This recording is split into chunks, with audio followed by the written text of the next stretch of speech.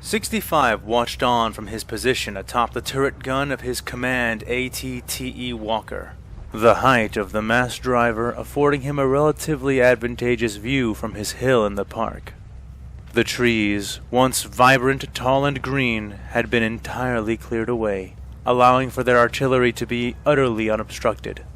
What the clone saw through the enhanced sight of his electro-binoculars left him feeling conflicted.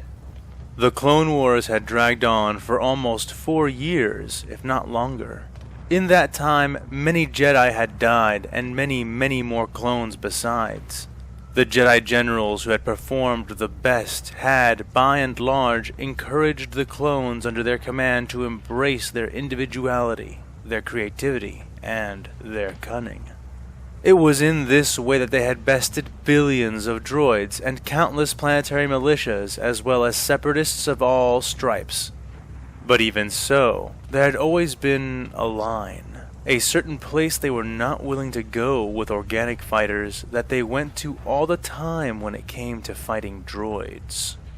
It was a lack of honor, a denial of personhood, a malice and contempt that even the Jedi rarely tempered when they faced droids.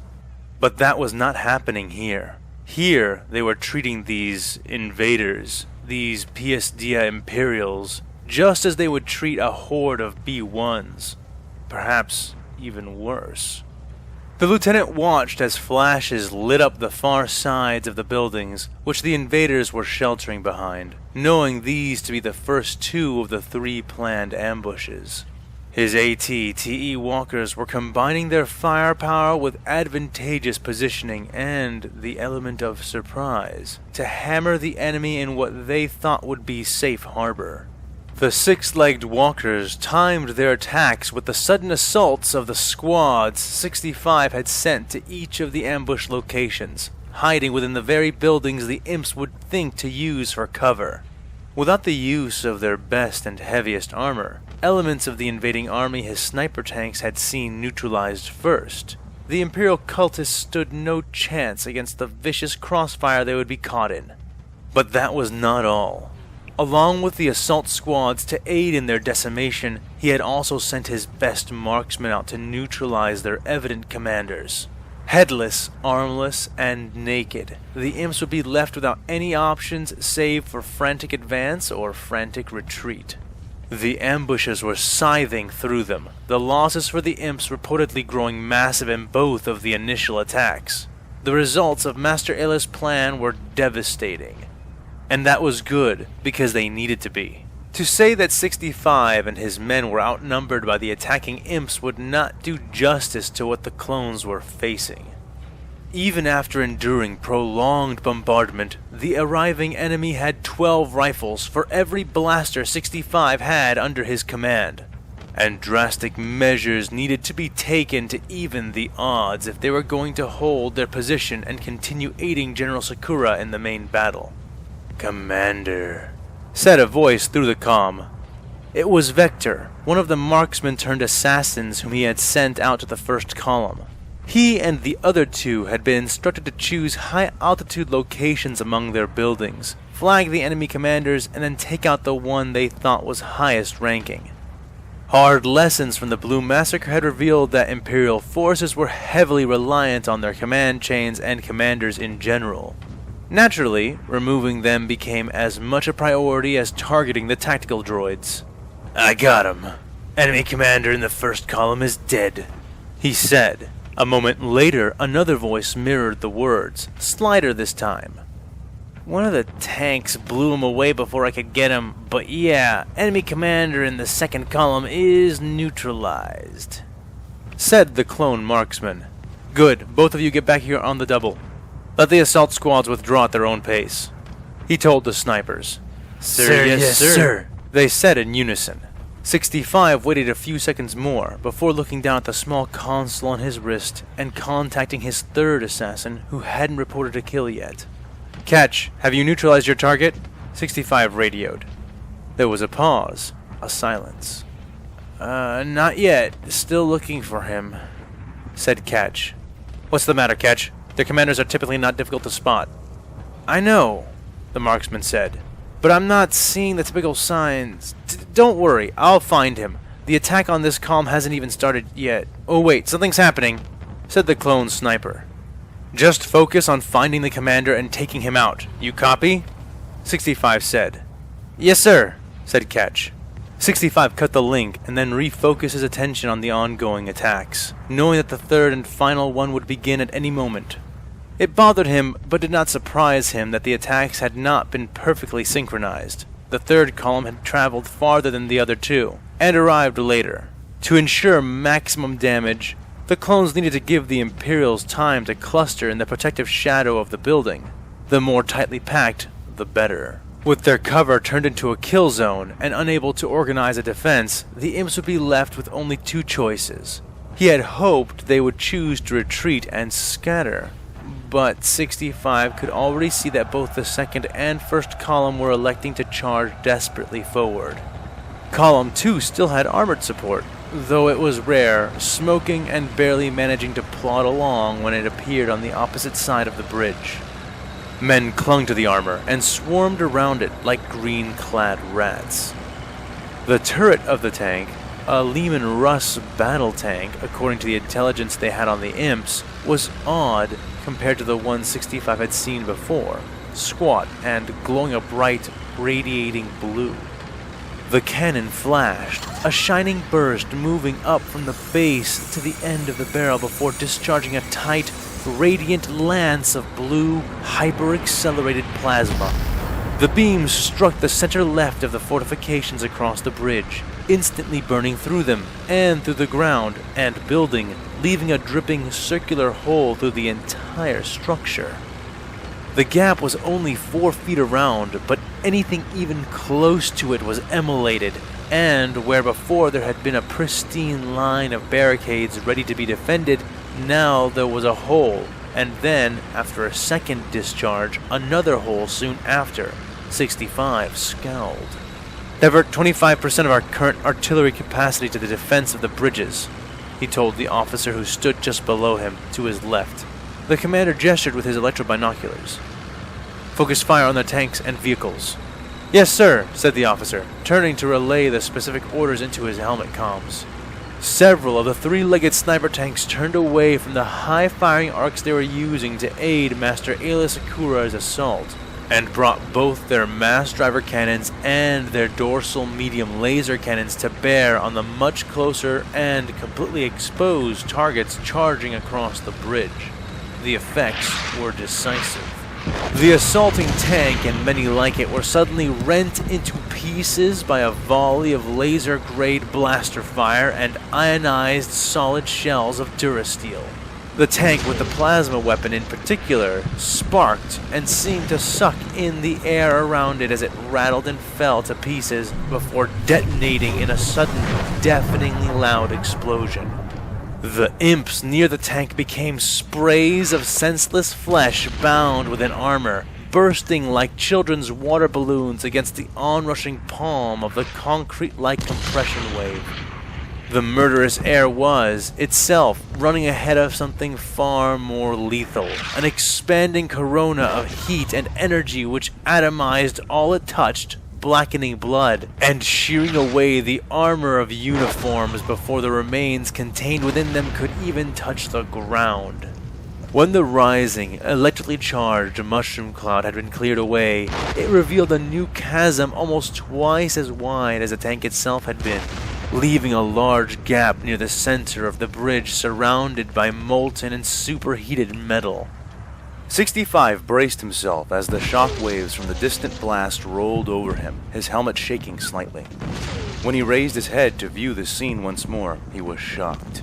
Not by the power of the explosion or the damage it had caused. It was the Imperials that shocked him, not the tank at all.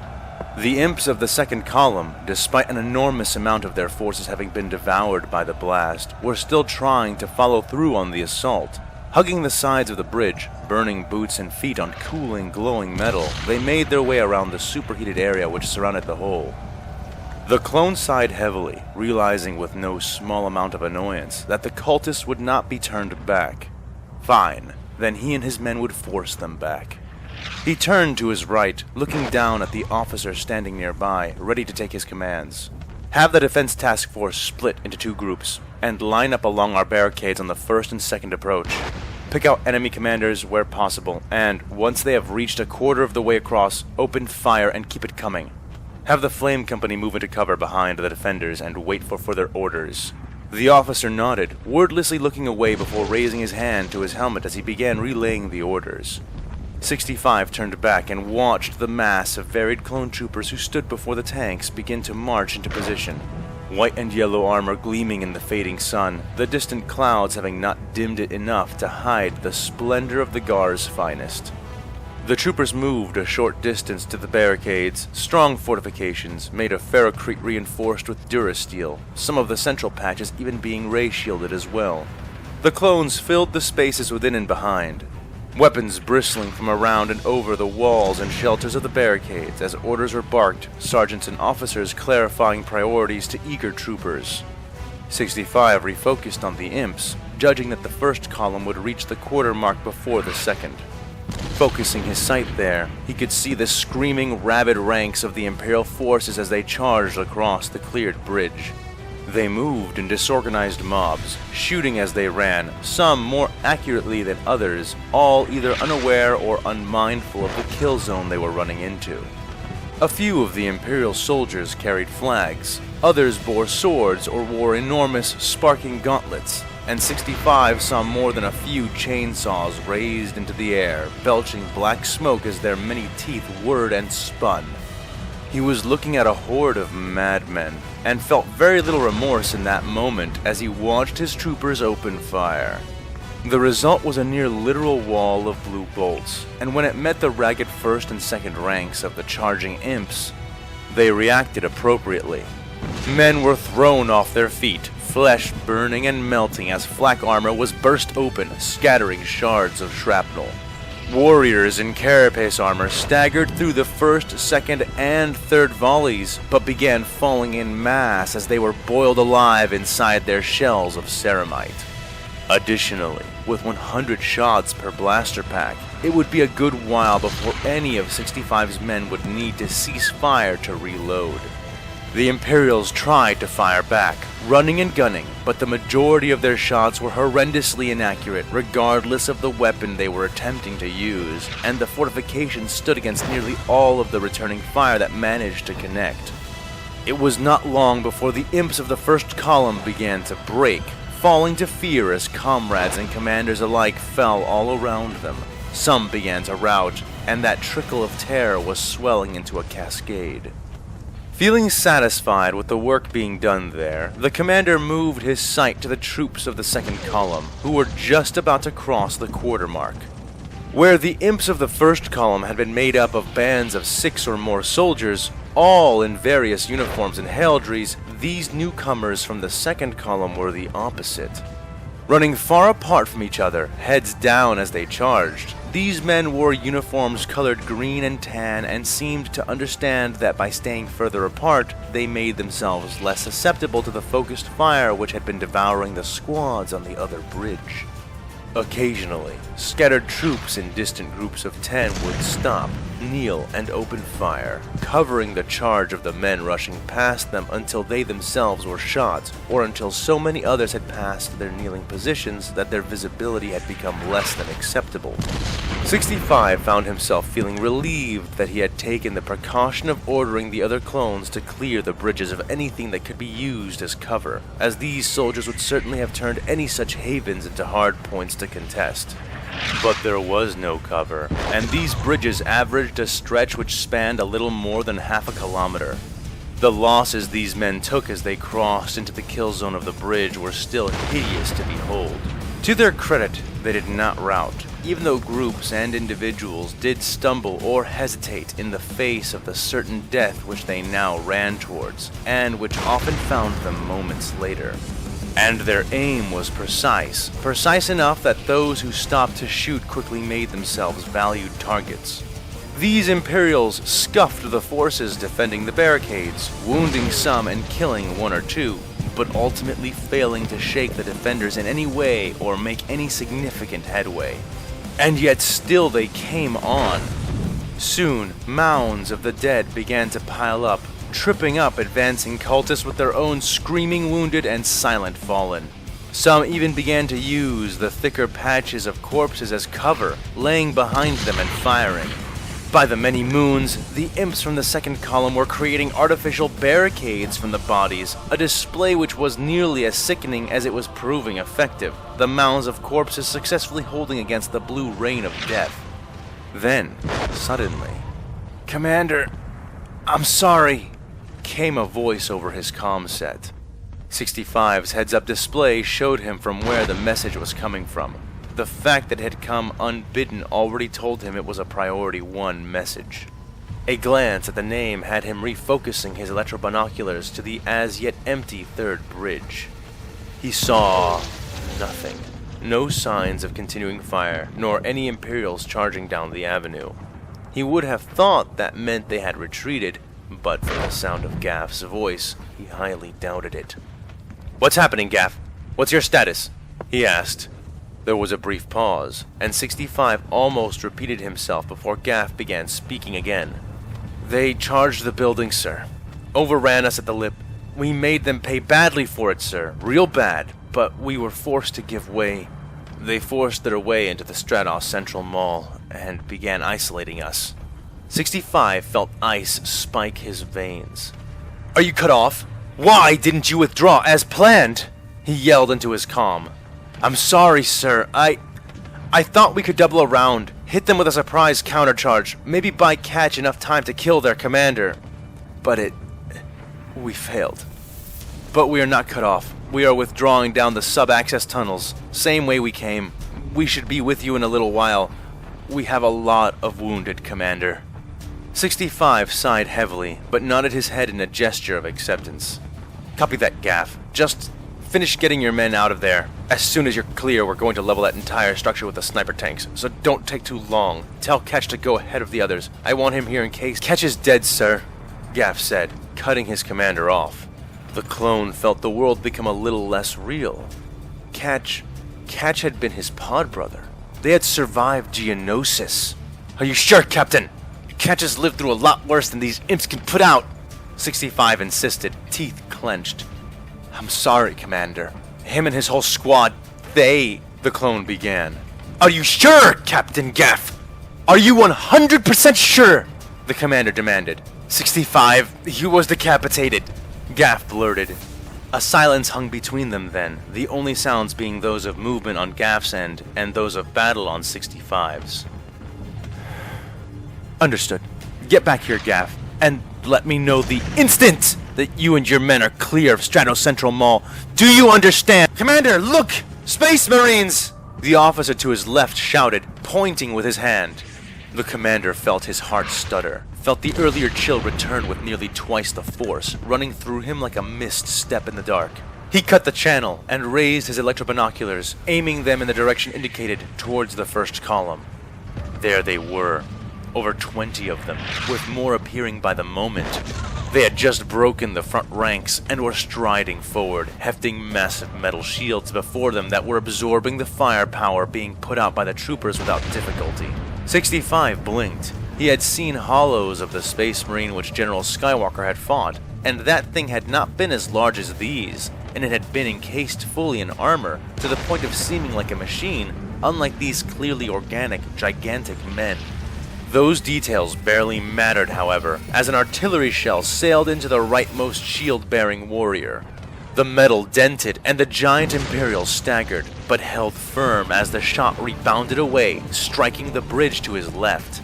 This scene repeated itself as more and more artillery fire was directed at them, the shells bouncing or rebounding off the impossibly thick shields. How, by the many moons, could men be strong enough to do anything like that? Without speaking, 65 reached down to his belt and withdrew a detonator. It was little more than a thin metal tube with a bright red button on one side and an antenna on the other. But linked to this small thing were the 4 baradium charges his men had secured to the bottom of the first bridge. Just a single flake of the stuff could power a thermal detonator. The baradium charges they were planning on using had much, much more than that. He had placed them in accordance with General Sakura's orders, but he had hoped he would not be forced to use them.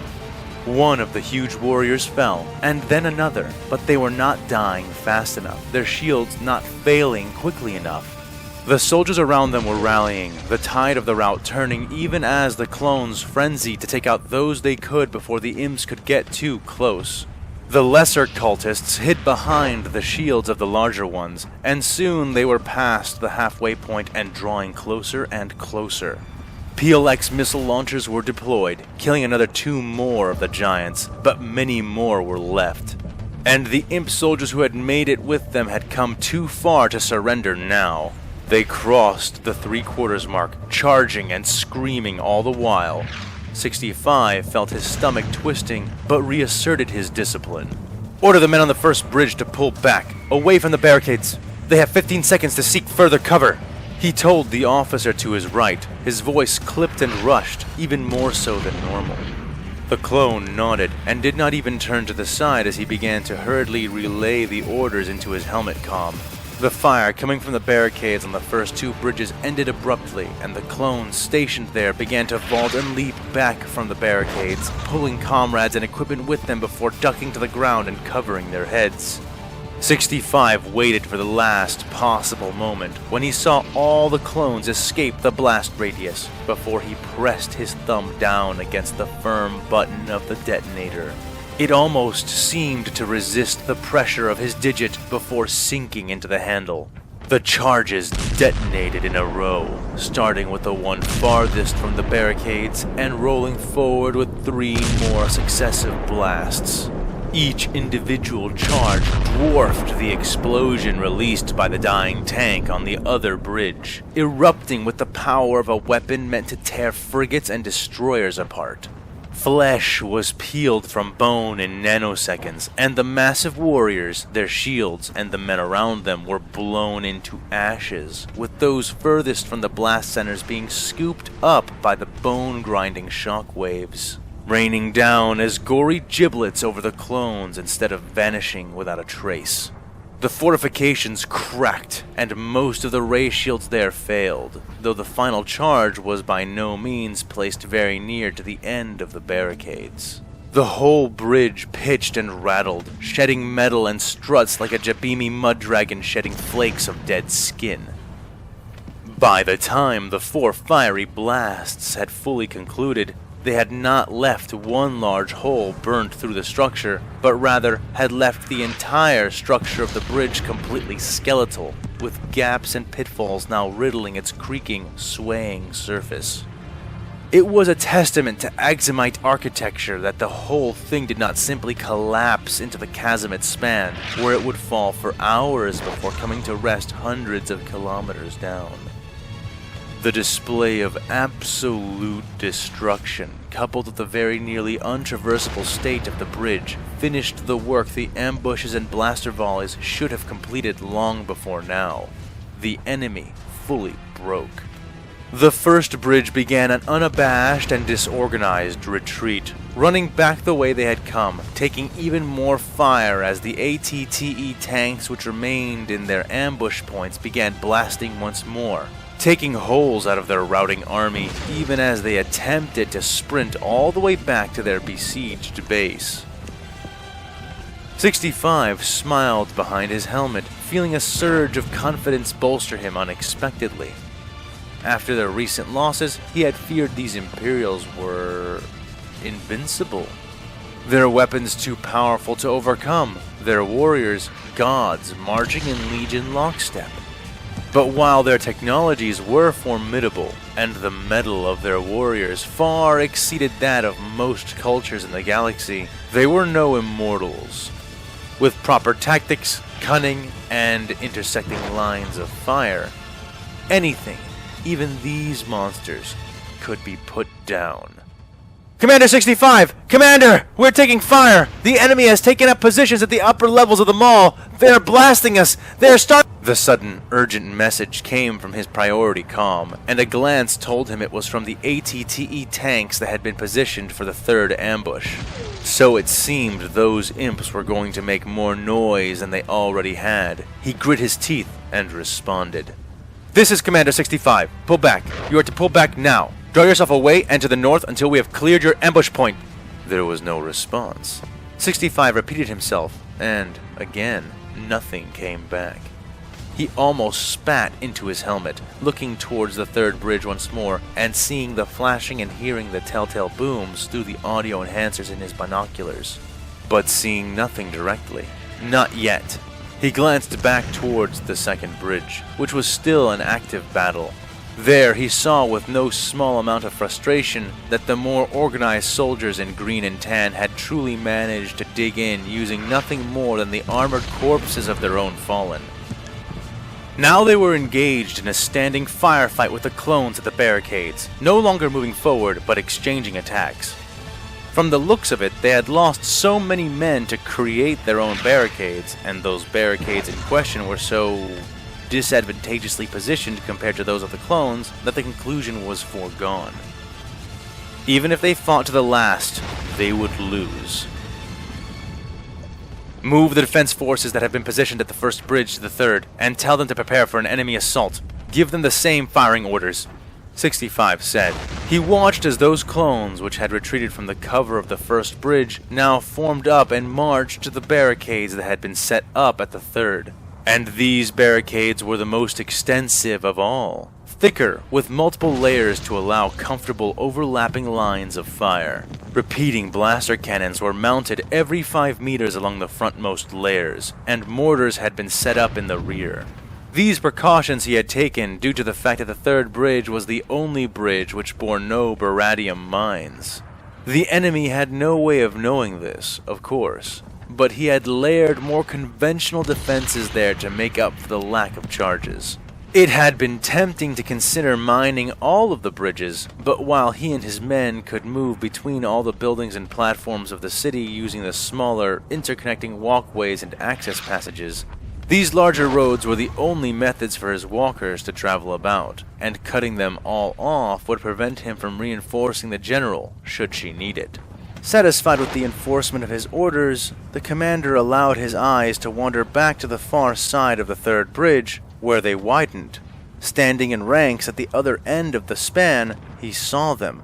They were almost fully assembled already, moving with the same trained, no, bred precision that 65 himself had seen all his life in his own brothers. But there was something else there, something he could not define, but that shook a part of him, deep within. These new imps were standing shoulder to shoulder. They wore black uniforms and coats, and their faces were completely hidden behind archaic rebreathers. They hefted thick rifles of the kind the Dia cult seemed to favor, and raised banners and standards high, though their meanings were lost on the clone. Soon they were in position, thousands and thousands of them, standing at attention in thick blocks. Then came the order to march. They were so silent that 65 could actually hear them through the electrobinoculars, the translation matrix in his helmet translating the language for him as it was spoken, superimposing the meaning naturally. First rank, ready! The men of the first rank stomped, bringing their rifles down to point forward in unison. The officer, dressed little differently from his men, but holding a sparking, shimmering cavalry saber aloft in his hand, lowered it to point towards the enemy in sync with the bayoneted barrels of his men's guns. Charge! The first rank broke off from the rest, first marching, then jogging, and finally running, all as one. 65 watched on in sick fascination, counting the seconds as they approached, and then passed the line into the kill zone. His men opened fire, once more becoming a storm of death, even more so than before. The repeaters strafed the front line, dropping Imperials in swaths of burning armor and flesh. Yet those behind them did not pause, balk, hesitate, or even slow down as they trampled their own fallen. The dead, the wounded, it mattered not. The officer was blasted into chunks by the focused fire of over 100 DC-15A blaster rifles. But not one of the masked troopers turned to look, save for the one who went to retrieve his sword, lifting it into the air and wordlessly taking his position. That was another thing that 65 began to notice, the utter silence of them. Occasionally, one of the struck or dying would cry out, but even then, the majority of them simply fell silently, dying even less dramatic deaths than droids. They were so silent he could hear the next whistle, despite the distance. Second rank, ready! The clone commander's eyes departed the scene of death at the front to draw his vision back to the rear of the bridge. There, he saw the scene repeating itself, the troopers preparing to begin their death march. Charge! Came the call, and they did. Meanwhile, the first rank was making surprisingly good headway. Where men would begin to tire, these masked soldiers only sped up, and where men would slow, if only to carefully step around the dead and dying, these men paid no heed. Indeed, seemed well trained in the grotesque art of stepping over bodies without losing their balance. Their losses were hideous, but they bore them as if they were nothing, as if they themselves were already the walking dead. Get another 15% of our artillery firing on the third column, just the third, the commander told his artillery officer. The clone nodded and turned to see the work be done. Soon, death was raining thickly down upon the first ranks of these uncaring soldiers, blasting them apart, searing through them as medium laser cannons scythed into their ranks. 65 felt a smile of relief slip onto his face as the entirety of the first rank died just as they reached the halfway point, falling without ceremony. Their legacy was left as nothing more than a trampled line of the dead and the mostly silent dying who lay among them. Those that could picked themselves up and attempted to continue their charge, while others did what they could to heft their weapons and fire from where they fell. All but those that managed to pull themselves to the very sides of the bridge were crushed to death under the boots of their brothers in the second rank, and the sight killed any joy 65 had felt. Already the second rank was being mauled to death, but they had walked past the halfway point, which meant another whistle. Third rank, ready? For the Emperor! Charge! 65 had seen this kind of thing before. This was the start of a situation that was about to roll out of his control, and he had to stem the turn now. I want 50% of all of our artillery capacity going to the third bridge. Everything we've already reallocated, plus whatever else we need to get us there. 65 ordered. Sir, General Sakura is relying on that support, the officer said. 65 grit his teeth, eyes focused on the far side of the bridge again. Hearth rank, ready! That's why we were only taking 50%. Now follow my orders, soldier! The commander snapped. Sir, yes, sir, the clone said hastily, relaying the commands. 65 almost held his breath as he watched the orders take effect and breathed out a sigh at the results. The second rank was obliterated in short order, and while the third rank had made progress, it certainly would not be enough now with this new rate of loss. The bridge was almost shaking with the amount of fire being poured onto the wide mouth of the avenue. Idly, his eyes moved back to the rear of the line and bulged in his skull. Death Riders! First cadre! Ready? Came the call. But it was not men who stomped in response. It was horses. A line of cavalry made up of enormous, claw-hoofed horses, bearing more masked men, each one wielding a long lance or spear. They lowered these weapons as the infantry had done with their rifles.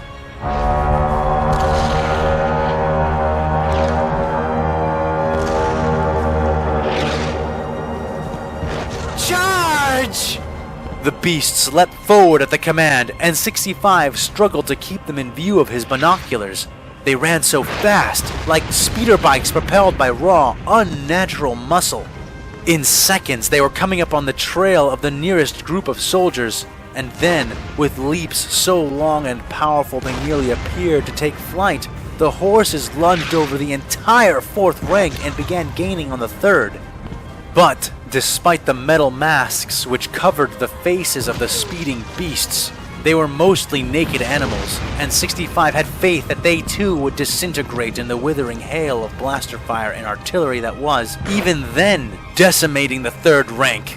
He was horrified to find he was wrong. The horses leapt the thinning remains of the third rank and began to weave. Looking carefully, 65 could see that the beasts performed these maneuvers without the need of the riders to direct them. The riders focusing on bracing their lances and keeping balance as the animals bounded to and fro, leaving trails of blaster fire in their wake.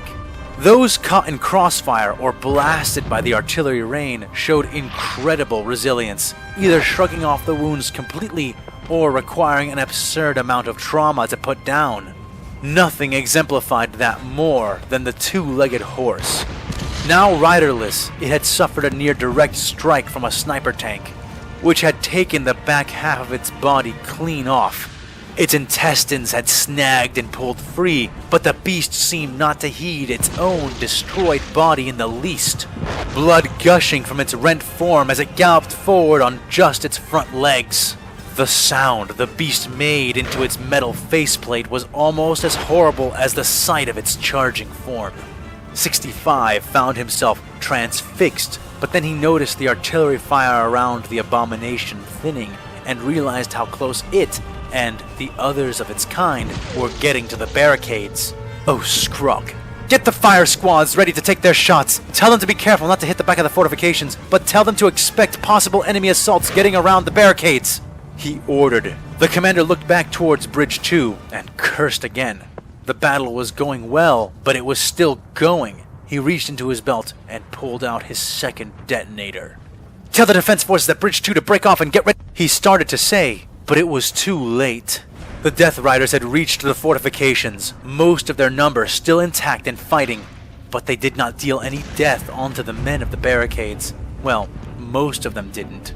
The two-legged horse threw itself into one of the firing emplacements, even as the creature itself was turned to ribbons by it. Its speeding corpse collided with the gun, dislodging it and crushing the clone who had been manning it. The others, however, leapt over the whole defense force, landing behind them and continuing their charge. But what were they charging at, if not the troopers? The answer was obvious: the sniper tanks. 65 looked at his infantry command officer and shoved the detonator into the man's hands. Take this! Get all the men manning the second bridge defense here! Now! Activate the charges when they are clear, then pick up a rifle and help me! He yelled.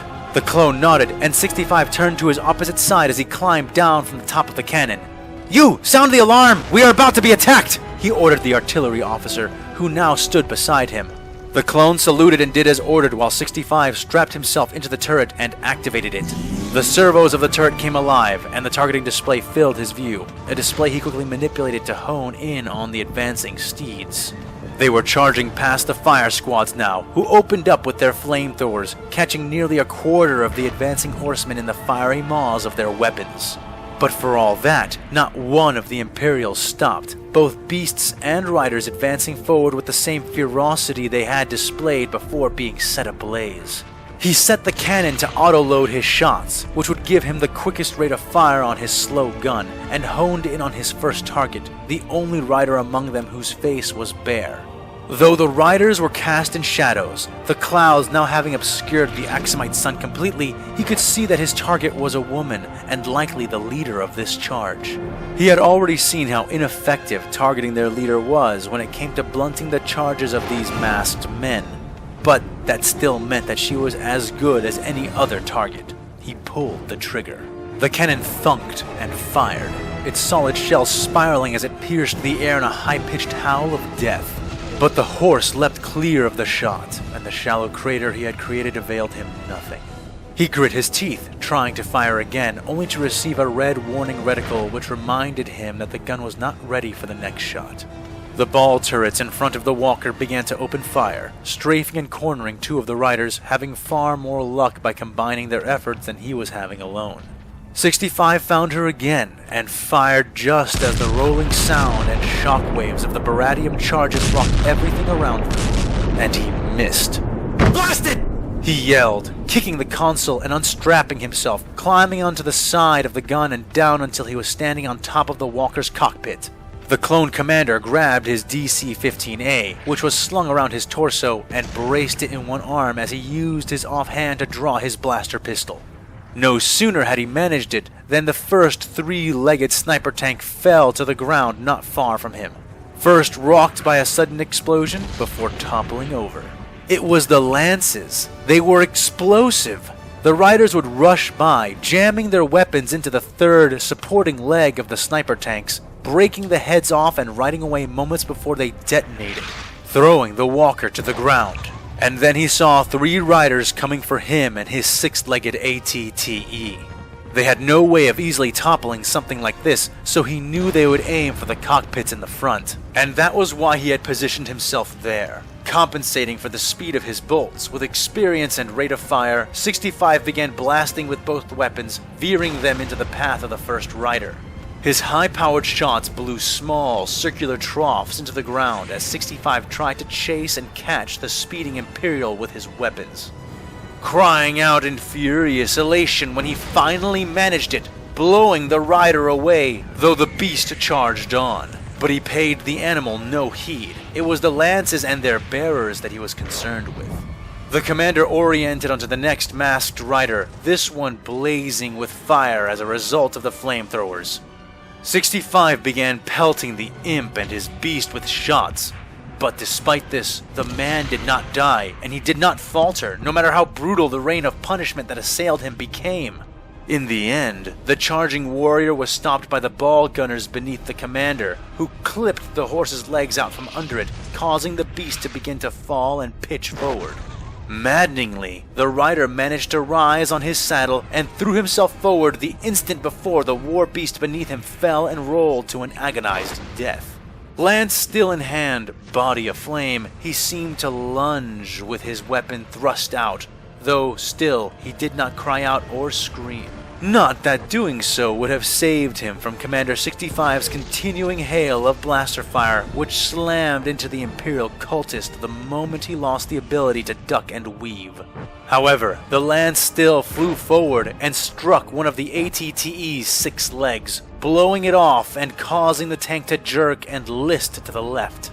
65 found himself sliding down the flat roof of the cockpit, and his eyes widened as the third rider came upon them. He tried to fire at it, but his shots were wild and inaccurate, as were those of the ball gunners. Without thinking, he roared and threw himself forward moments before the enemy's exploding lance smashed into the cockpit of the walker. The explosion helped to propel him through the air as his path came to intersect that of the third rider, dropping his rifle and letting it hang by its strap as he extended his arms.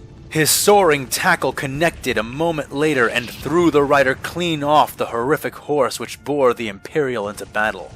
They both hit the ground hard and rolled in the churned, loamy earth. 65 rose first, head swimming, utterly disoriented as chaos reigned all around him. The tank crews were doing their level best to fight off the sudden flash assault, but they were unprepared.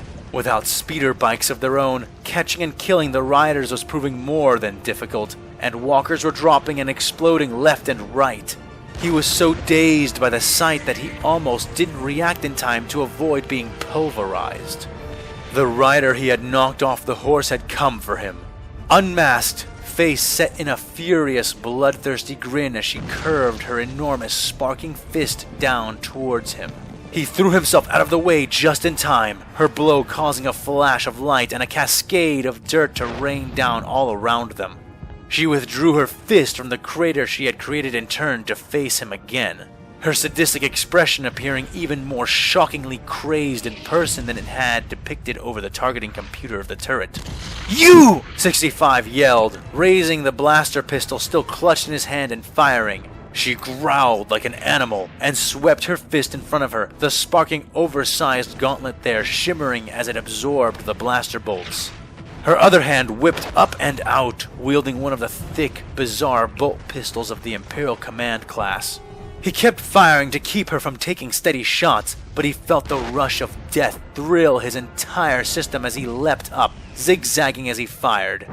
He could feel the showers of dirt tossed up by the exploding ammunition of her weapon, could feel the shocks of the stone and metal shrapnel scrape and scratch against his armor as he moved and fired to stay alive. But then she shot right where he planned to step, and while the bolt had detonated before he had moved his foot there, it had succeeded in creating a heated slurry out of the earth. And as he pressed his weight down, the commander found himself slipping, falling, and leaving him helpless before the muzzle of her gun. But, to his surprise, the shot she sent to finish him swung wide. A small hail of blaster bolts rained into her from the left, making her scream as she was sent sprawling to the earth, her gun arm cooked to ruination. The infantry officer ran forward, a long blaster rifle held out as he approached, shooting the Imperial a few more times to keep her down before coming to his commander, helping him up out of the dirt. He saluted to 65, not waiting for acknowledgement as he began to report. "Second half of the defense group is heading here now, sir, even as we speak. First half is still holding the bridge." 65 nodded and slapped the man's shoulder pad, elated to be alive. "Good. Call in the medical assault ships. We're going to have a lot of wounded, and we may need the support besides," the commander said. The officer saluted again and began relaying the orders. 65 took the time to survey the battle, and, after a few pained moments of observation, wished he hadn't. The Flame Company was uselessly chasing horses around along with the survivors of the tank crews and what few troopers had still been here. The defense force would arrive soon, but until then, they had almost no way of stopping the cavalry running amok. Already, 65 could see that they had used up most, if not all, of their lances, and had switched to swiping at men with sabers and firing pistols with their free hands. He and his men needed some kind of ace, a pincer, something to counterattack with. Also, tell the ATTEs on the other side of the chasm, 65 added, a plan starting to form in his mind, to come in from behind the enemy force. And the commander was cut off as the officer in front of him was suddenly blasted into 1,000 pieces, the force of the blow which dismembered the clone enough to send 65 himself falling back a few feet.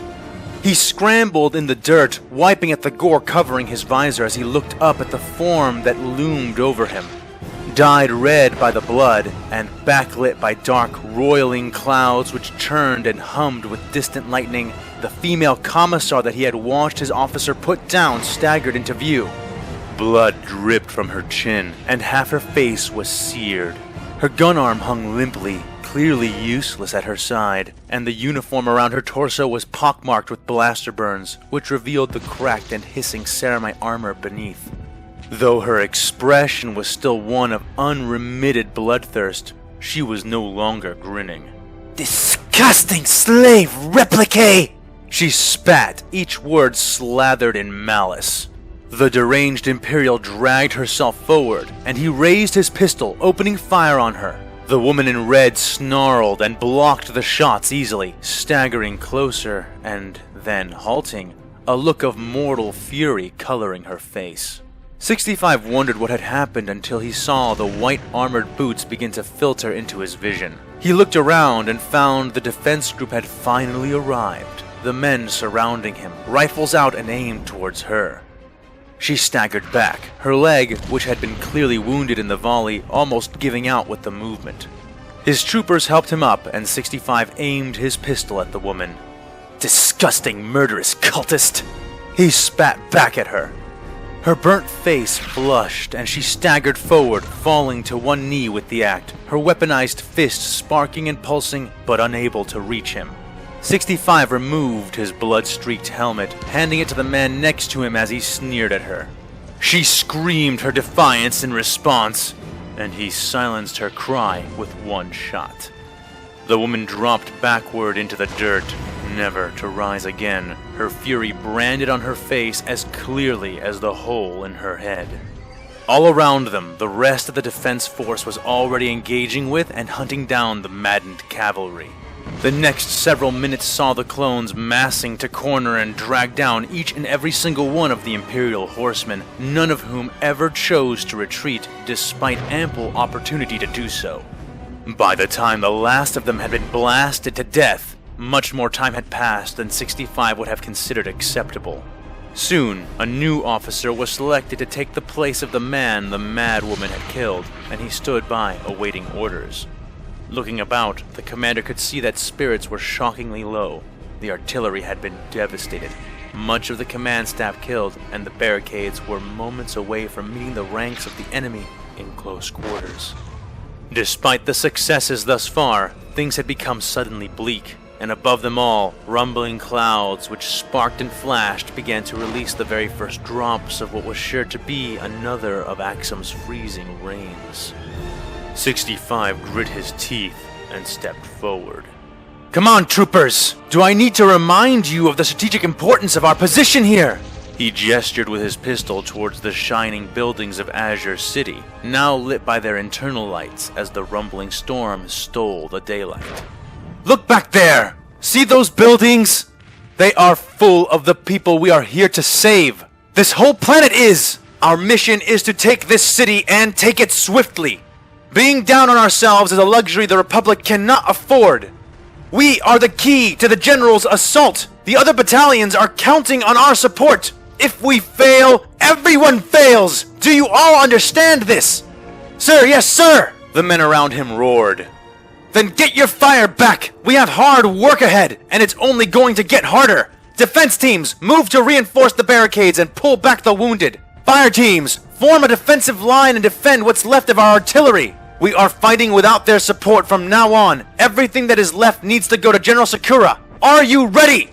"Sir, yes, sir!" they said again.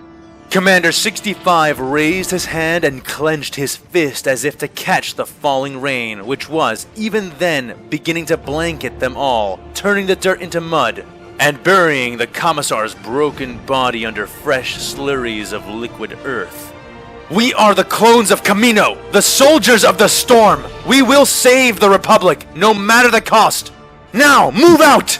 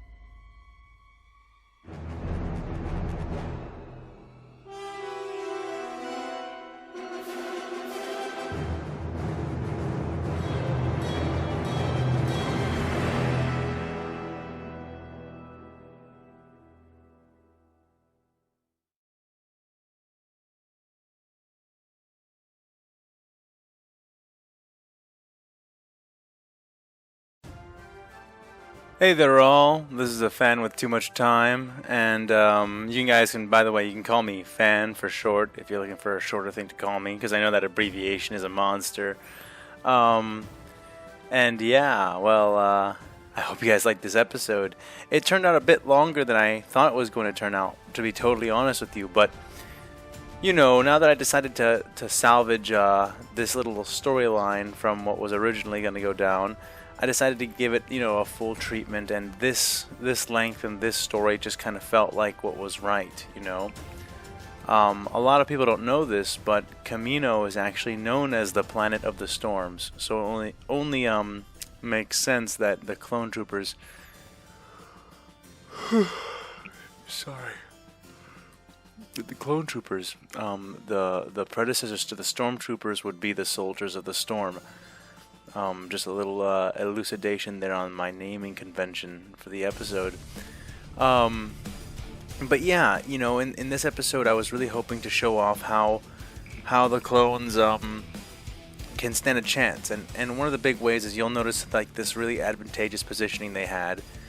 And that's not just me helping to even it out with the Imperium, though it is that in part because, you know, the Imperium's analogs for their, you know, quote-unquote blasters and PLX missile launchers they tend to be a bit more effective or powerful or various amounts of those things.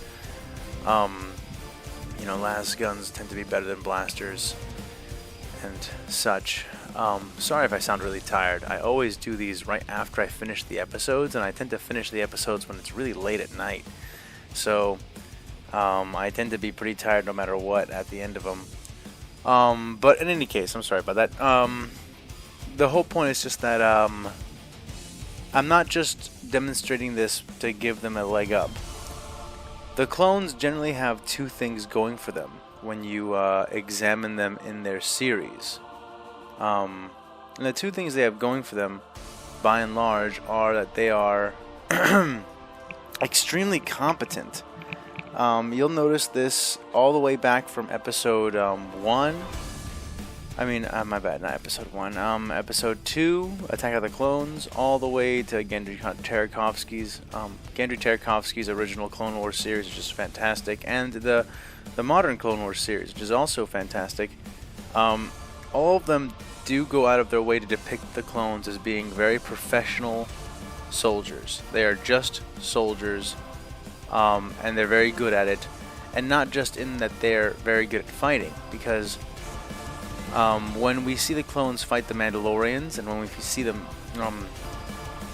fight the Umbarans, we get examples of them coming up against both warriors of a very superior warrior culture and warriors of that are using extremely unconventional and many would say superior technology to fight the clones, and you see that a lot in the Umbara arc.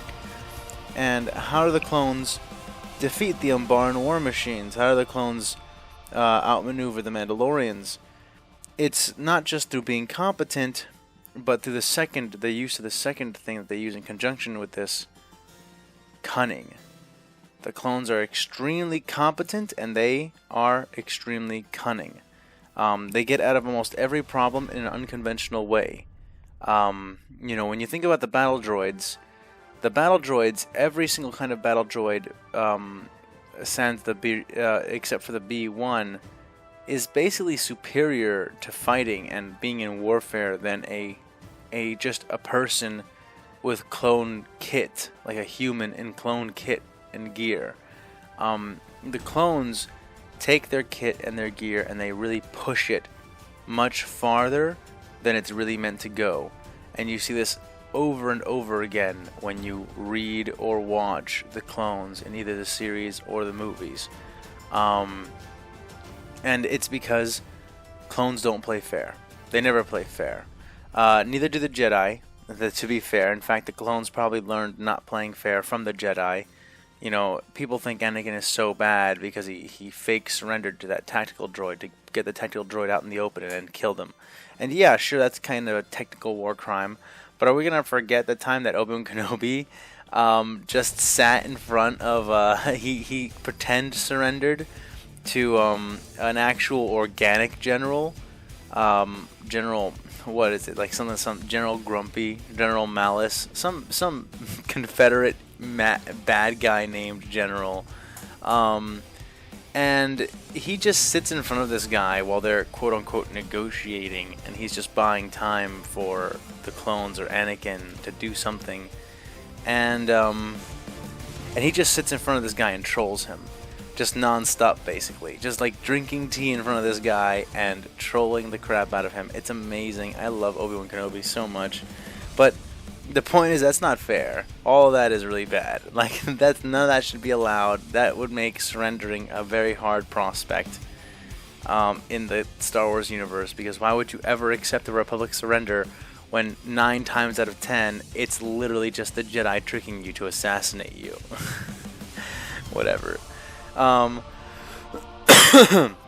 I say all this just to say that it's very clear that the clones don't play by the rules. They've not been paired with commanders who also believe in playing by the rules, and so they don't. And they're very wily. Now let's compare that to Imperial Commanders. Imperial Commanders can be very wily, but whereas clones are allowed to operate with almost no strings attached, and you might not realize that, but think of a few examples here. Okay, so like in the last episode, some of the last few episodes, Anakin finds out that there is a clone being held hostage at a facility on a planet called Skeko Minor, but he doesn't know for sure. They don't know for sure. They just have a very strong suspicion that this is what's going on. Skeko Minor is, according to the very episode in which it appears, a neutral planet. Skeko Minor is neutral in the war. You're not allowed to go there and mess around, because Skeko Minor isn't part of the Clone Wars, and this is an agreed thing apparently, and it doesn't matter at all. They go straight there. They immediately subvert the local population to rebellion against the separatist elements of the planet. Make some friends, bust some droids, break out their friend, and it's like implied that it's okay because he turned out to be there. And if he hadn't turned out to be there, I guess it wouldn't have been okay. But that's not how that kind of thing works. We know that's not how it works. Another example that's even more powerful than that is the Invasion of Mandalore, which is literally the last major event that takes place, aside from Order 66, in the Clone Wars. The Invasion of Mandalore. We literally have a situation where even Obi-Wan Kenobi goes out of his way. Obi-Wan Kenobi, the same guy who did the thing I just talked about, where he war crimed all over an actual organic general. Obi-Wan Kenobi's like, oh, I don't know about this Invasion of Mandalore thing, Ahsoka. There are treaties that are even older than the freaking Clone Wars that are like hundreds of years old that like kind of forbid us from doing that. Anakin is like, oh, please, Obi-Wan, please, pretty please, for my Padawan, please. And he's like, okay, fine, but Rex has to be in charge. And that's it. And that's it. They don't even have to consult with anybody else. Like, that's just it, man. That's amazing. And so Ahsoka goes and invades, like, effectively leads an invasion of Mandalore. And it's totally illegal. I mean, we get that that's going to be okay, more or less, with the Empire in the future. But, like, Christ, man. You'd think that you think Mon Mothma would at some point be like, hey, wait, did we invade Mandalore at some point in the last week? That doesn't feel like it's legal, but whatever. My point in saying all that is just that the clones and the military elements of the Republic have freaking ridiculous leeway. Like, really, they do. As long as you're not disobeying a direct order, you're basically allowed to do whatever you want. That's not the case in the Imperium, even when it's supposed to be the case. In the Imperium, it really is that everybody's butting heads with everybody else. People are extremely like, there's a lot of nepotism, a lot of favoritism when there's not warfare around to cull the weak. Even when you have a fairly competent commander, like Lazarus. Lazarus, I think, is a fairly competent commander. Lazarus couldn't get any common sense support for his mission. And that is an extremely typical experience in the Imperial Guard. Now, this is less so when Space Marines are overseeing things, because Space Marines cut through everything, but generally speaking, the Imperial Guard is almost governed by the Departmentum Unitorum, which is such a bad idea. But the point is just this. The Imperial Guard has a very big tendency of either having pretty bad strategists and commanders whose solutions to things are just throw bodies at it until it drowns in bodies. That's a real tactic, and that's a real thing that happens all the time in the Imperium. Or you have good commanders who have their hands tied by limiting orders or lack of support or lack of general resources or intel or information or you know, a million other things. It's almost like you can't be a good commander in the Imperium who isn't a Space Marine and not be completely hamstrung by everything around you. And by the way, that's not a hard rule, because there are plenty of Space Marines who are also ridiculously hamstrung by the Imperium around them, regardless of how loyal or unloyal they really tend to be. So, you know, you have this example with Imperial Commanders being this way, and wherever it is that you see that that the Imperial Commanders fight, or rather where the Imperium fights the clones will always make the most out of what they have, barring personalities. Like, you know, there will be some clone troopers that aren't good at that. Of course there's a curve for both sides, don't get me wrong. If Dogma somehow got in command of an entire battalion, Dogma's command would be really freaking shitty, because Dogma is shown to not have a lot of free will naturally. Dogma is was literally about to like he literally ordered the execution of two of like the best clone troopers around that seriously saved so many of like his life and so many lives of the clone troopers at the base. And he did it because he was taking orders, just happily taking orders from the fucking worst Jedi to ever live, ever, whose name I shall not bother to speak, though for those of you who are perceptive, you would have felt his presence in this episode a little more than most. In any case, the whole point is just that the clones will make a lot out of their resources. They tend to do that, barring personalities, and the Imperium is in the reverse. They tend to not do that, barring personalities and situations. And that will be one way that it kind of helps even out. But this is extremely variable with the Imperium. It really is. Lazarus in particular had his hands really tied because he's a major and he's not a major. Because he can't really make a lot of major demands. He just has the same responsibility and has like this allotment of forces. But I think that you can see that even his decision to split up the columns into 3 different divisions turned out to be pretty beneficial. So, why is Lazarus a major, though? You know, he was a veteran sergeant, and he suddenly got promoted by somebody who's not even part of the command structure into a major, and everybody let it happen. Why? 2 reasons. First of all, the Sister Palatine is the one who promoted him, and while she may not be a military official in the strictest sense, she is a religious figure, and there is a huge, like, you know, religion is a gigantic part of the Imperium, and there are, like, well, every single person is part of the Imperial cult and part of the Imperial religion, of course, but there's like varying levels of spirituality and how much people express their faith and believe and whatnot. But there's a lot of very fervent belief in the Imperium as well, and this extends into the command structure. There's nothing about the command structure that separates them from this, aside from affluence, in the case of things like nepotism. So they, you know, they're like, well, Lazarus was chosen by the Sister Palatine. The Sister Palatine is the sister defender of this basilica, and she's a sister of battle and has a direct tie to the Emperor. I mean, who are we to question her decision? Blam, right there. That's like at least 30% of all possible opposition just goes away, and Lazarus gets to stay a major.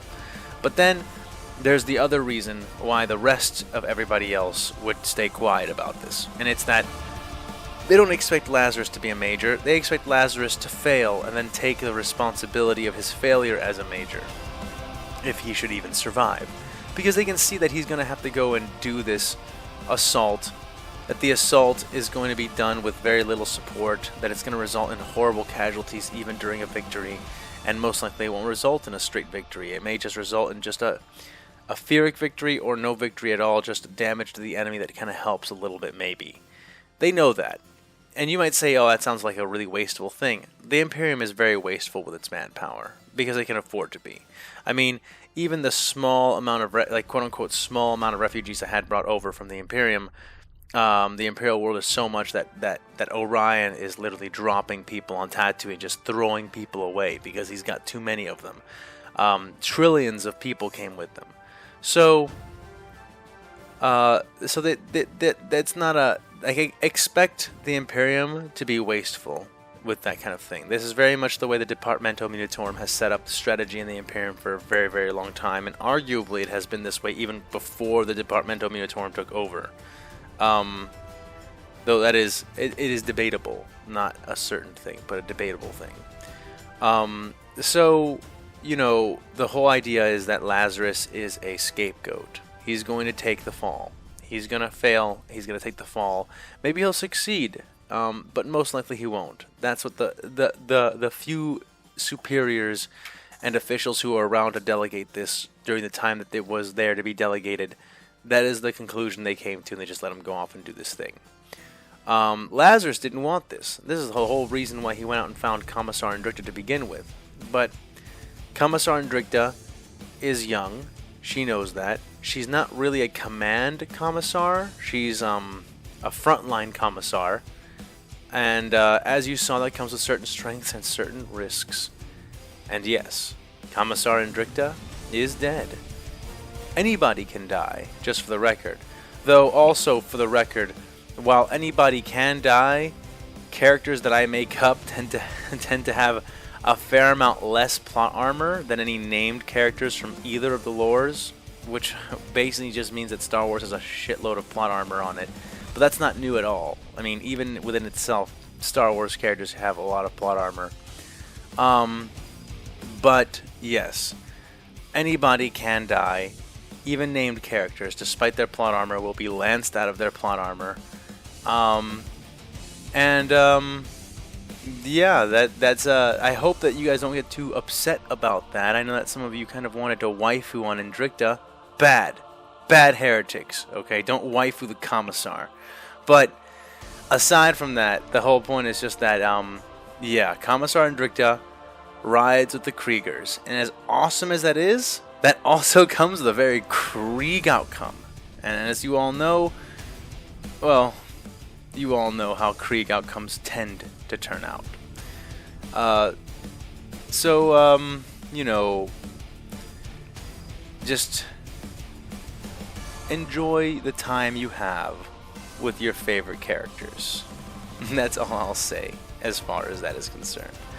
In any case, next episode, I'm going to go ahead and conclude this battle. I'm going to try to go ahead and wrap it all up, and you get to see who comes out on top, if it turns out to be a Pyrrhic victory for one side or the other, if it turns out to be a stalemate, if it turns out to be a total victory, if there's any twists or turns, it'll all come out in the next episode that I release. I'll try to get it out by this week, and I tend to be pretty good at that, so I think I will manage it. And I'll also have a question for you in that section. Once we get out that far, I'll have a bit of a thing to ask you concerning the releases for the next few episodes. But I'll cover that next time. I'll go ahead and ask you guys that question, and you can give me your answers in the comments section. So let me see here. I was going to tell you about the next episode. Well, you know what? I think that's actually about all the rambling I have in me for today. You know, before I get off, I'd like to thank you guys for supporting me. A few of you guys have actually sought me out and helped donate to the art fund by seeking me out, and that really means a lot. Not just the money, because the money does mean a lot. I can't really make a lot of art without a little bit of support, and you guys have noticed that the art has kind of dropped off. I had a little bit of a fund for this, like a little fan fund, and it's more or less dried up, but it's a bit filled up now, and I can actually go ahead and tell you guys that there is more art on the way, thanks to those donations that I got from these fans who sought me out for the art fund, and while that is extremely appreciated, the art fund, the thing that really makes me really glow about that is just that you guys, seek me out to help me out with this project, and you really appreciate it, and that it's worth that much. It's hard for me to describe with words, it's just funny, wordsmith that I am, but it's hard for me to describe how good that feels. It makes me feel valuable. It makes me feel like what I'm doing has value even though it can't be sold. And that's a really cool feeling. And I thank you guys for gifting me with that feeling. It really feels good. And the same thing for you guys who spread my work around. Whenever I see on Reddit somebody has mentioned my username and has put my work somewhere, that's an incredible feeling, because self-promoting is one thing. You want people to see what you've made. I mean, so they can appreciate it and you can get a little bit of satisfaction from it. But to see somebody else spend their own time and use their time to say, hey, check this out, this is really cool. God, it really feels great, guys, and I really want to thank you guys for that, because it isn't something that I've ever really gotten to experience before, but thanks to you, I do get that experience, and it is a great experience, and I'm very happy to have had it. So again, not to overstate it, but thank you tremendously. I appreciate it tremendously. So, I think with that, I'll go ahead and conclude this. Please, stay safe, stay healthy, and if you can help it, stay happy. And I'll see you next time.